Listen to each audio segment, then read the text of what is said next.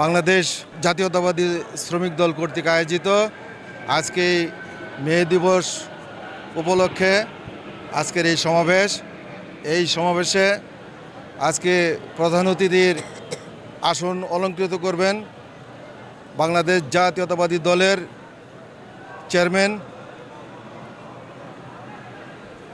আমাদের গণপ্রজাতন্ত্রী বাংলাদেশ সরকারের মাননীয় প্রধানমন্ত্রী জনাব তারেক রহমান সাহেব আজকের প্রধান অতিথি হিসাবে এখানে উপস্থিত থাকবেন।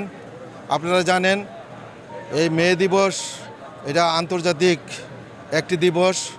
এটা শ্রমিকদের 1886 সালে শ্রমিক আন্দোলন হয়েছিল তাদের দাবি আদায়ের লক্ষ্যে। আপনারা জানেন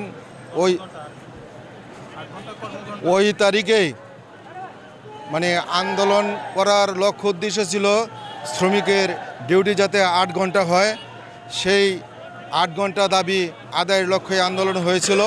এই আন্দোলনের সফলতা এই 8 ঘন্টায় কার্যকরী হয়েছে। এখনও 8 ঘন্টা আন্তর্জাতিকভাবে আমাদের বাংলাদেশও শ্রমিকদের 8 ঘন্টা ডিউটি। তো আজকে এই সভায় আমাদের মাননীয় প্রধানমন্ত্রী জনাব তারেক রহমান সাহেব শ্রমিকদের উদ্দেশ্যে এবং জাতির উদ্দেশ্যে অত্যন্ত গুরুত্বপূর্ণ বক্তব্য রাখবেন, দিক নির্দেশনামূলক বক্তব্য রাখবেন।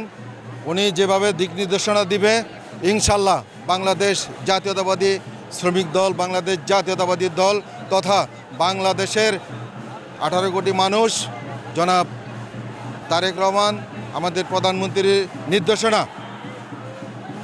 দিক নির্দেশনা পালন করবে ইনশাল্লাহ, এই প্রত্যাশাই ব্যক্ত করছি। প্রধানমন্ত্রী জনাব তারেক রহমান সাহেব যেহেতু উনি আহ্বান রাখছে সংসদে সবাইকে একসাথে নিয়ে কাজ করতে হবে, সেইভাবে সংসদে যেহেতু সবাই একসাথে কাজ করার আহ্বান রাখছে, সেটাকে লক্ষ্য করে আমরা আমাদের থানা পর্যায়ে, ওয়ার্ড পর্যায়ে, ইউনিট পর্যায়ে আমরা সকলকে একসাথে নিয়ে কাজ করব ইনশাল্লাহ।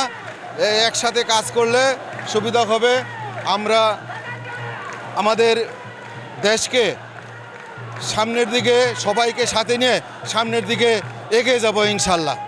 আমি মুক্তিযোদ্ধা মোহাম্মদ আলী, বাংলাদেশ জাতীয়তাবাদী দল ভাটারা থানার সিনিয়র যুগ্ম আহ্বায়ক।